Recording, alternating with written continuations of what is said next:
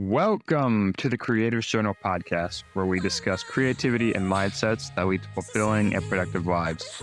This podcast features many meaningful discussions with others about creative lessons, how they apply to life, how they apply to business, and they all revolve around the underlying excitement and joy that we as creatives feel when we apply creativity to the world around us in our own unique way. I think that feeling is incredible. We share creative lessons in business, athletics, mindfulness, journaling, meditation, whatever the domain, to help us grow not just as designers and creatives, but as people. So get out your mental journal, fire up your internal creative software. Thank you for tuning in, and please enjoy the show.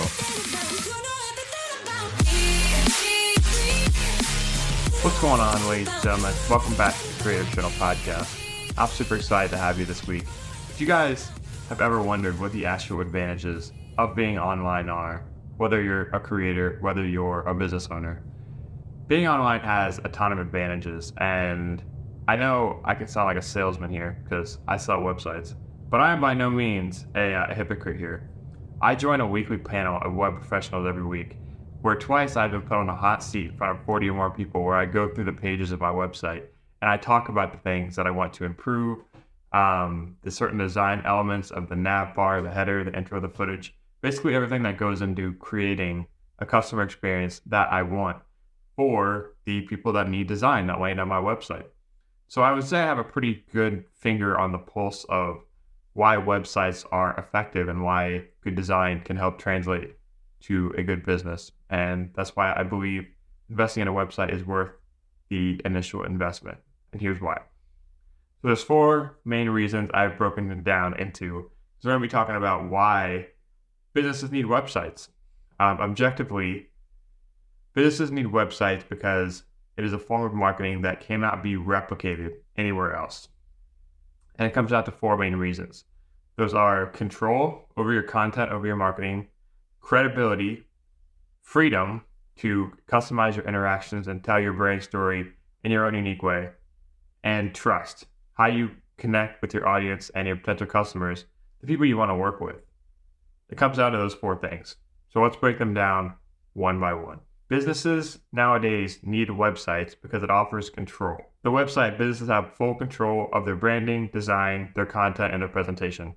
If you open up a web page, and there are so many good examples of this, whether you go to some popular websites like Nike, Adidas, e-commerce shops, which those are, or if you even think of popular service industry businesses, when you open it up, there's a big image, there's strong calls to action, there's a button, there's a nav bar. These are not just placed by happenstance. These are not like social media where it's a 3x3 grid like on Instagram or on Facebook where you have your default sections of headers and you're constrained to customizing elements within those boundaries. It's very intentional how web designers and businesses tailor their content in order to tell their brand story. According to a study by Adobe, 38% of people will stop engaging with a website if the content or layout is unattractive, or even if they just feel it isn't designed to meet their needs. Now let me play you a little hypothetical scenario here. Say you find an awesome pair of boots online. You go and you click on them, and it takes you to a form. Okay, a form. Good. A form can be embedded on a website, and it's not a very powerful form of marketing. All you have to do in order to buy these shoes is fill out this form, put in your contact information, email address, and this whole time, you're not seeing any pictures of the product or the shoes that you previously interacted with. Are you going to be wanting to make a purchase of probably hundreds of dollars on a pair of boots that you have no experience with because the website isn't interacting with you and engaging with you in the correct way? That's not something I personally do, not just because I don't wear boots, but because if the website isn't interacting with you and you don't feel like you are being cared for each step of the way, then you're not going to want to make the commitment to engage in that purchase. And this is not industry specific. None of this is industry specific. So yeah, control over your branding and your presentation, whether it's the homepage, the checkout experience. You want to be with your customers and the people you want to work with, your partners, every step of the way. And a lot of it comes down to empathy. It comes down to understanding what you want your customers to do and who they are and their needs and what you want them to feel as you interact with their brand. Social media is so important. It gets people to find out about you. The organic reach can give and it can take away. Um, a lot of the content nowadays is based on virality, and there are positives and negatives to something like this. So you could post something about your business, whether it's a TikTok, a meme, an Instagram, reel, or a post on Facebook that just strikes a chord and it can go super viral and get tons of engagement. But what you'll see, what I've seen, is I have a reel with over 30,000 views, and that converted to absolutely zero design leads. And this is pretty common. It happens a lot for people regardless of the industry. And that's because on social media, there's a lot of virality. Things move very quickly, and it's very plug and chug from one to the next. People can see something, and you're constrained to just 90 seconds max on most platforms. With the attention spans nowadays, if you're not creating an experience that people want to stay and land on like you can with a website, then purchase behavior is not going to happen. So with a website, you can control your experience and purchase behavior. Not to mention also, you can also integrate things like Google Analytics for tracking and actually knowing who your audience is and getting a better idea of what actually goes into successful marketing, apart from just engagement and views and clicks. Websites give you a much more tailored overview of who your customers actually are, where they live, and what they want. Think about it this way. Your website, it serves as a hub of some kind of transaction where all the business activity occurs. When you're on a website, you're much more in a purchase mindset. On social media, the ideal funnel is to drive people to the website. And even with the modern integrations of TikTok Shop, Instagram Store, stuff like that, all the actual transactions occur on an outside website. So no matter how advanced platforms get, and I have done a lot of research and work on how these could work for my business as a creator, there's no actual conversion that happens on social media. It's all top of funnel, it's all engagement, and it's important. Design is important on social media as well to make sure the content you're putting out is actually reflective of the brand, because it is their first experience of you usually. People find you on social media. But no matter how many people know about you, no matter how viral your content is, if they aren't meeting you somewhere else to take advantage of your product and to actually engage with you offline or online, then all that is for none. So you want to make sure your efforts on social media are actually directing people back to your website. Number 2 is credibility. Having a professional website just enhances the credibility of your business.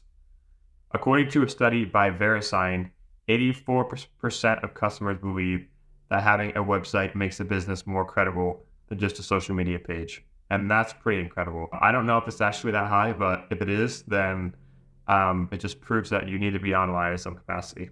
And I don't think it's even just for businesses either. I think that people, regardless of industry, regardless of lifestyle, regardless of goals, should have some kind of home online. Because, I mean, when I was in college, I started a blog, and that taught me so much, not just about life and everything, but I got a lot of interaction and engagement from people finding out about the blogs.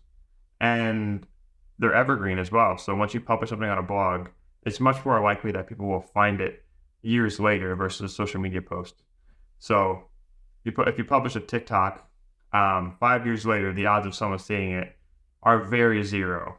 And I say that not out of sass, it's actually true. The odds of someone finding a blog post from 5 years ago are far greater because you have credibility, you have backlinking, you have all these things that go into creating the search engine optimization of the web that can draw people back to your content over time. And it's evergreen. So there'll always be a specific link to that exact piece of content that will be circulating somewhere on the web.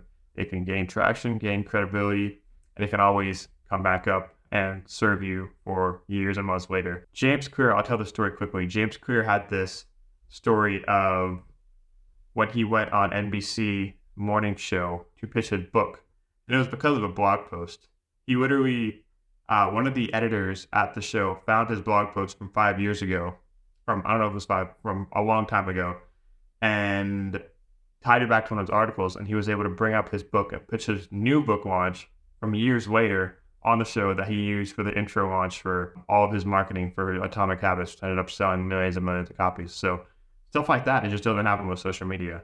And that's why another reason why having a website gains you credibility and is something that is a good investment for your business or your personality, no matter your goals. Number three is ownership freedom. While social media is a powerful tool, it doesn't actually belong to you.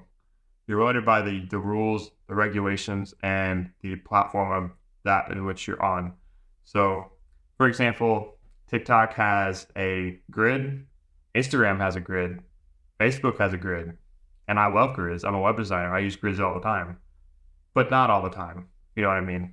So if you want to create galleries, custom forms, embeds, Spotify audio players, sounds, interactions on buttons, all these things that websites can do, custom scroll triggers, autoplay a video, text, positioning, relative, absolute, anything that can, I know I'm kind of nerdy right there, but anything that you want, you could put on a website.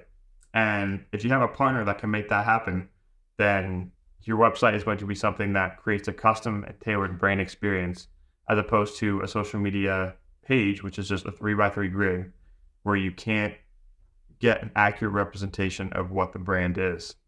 And that's unfortunate, because when you don't have the freedom to express what your brand actually is, it's hard to set yourself apart from the competition. And there's a lot of competition out there. Websites are the way that you can set yourself apart.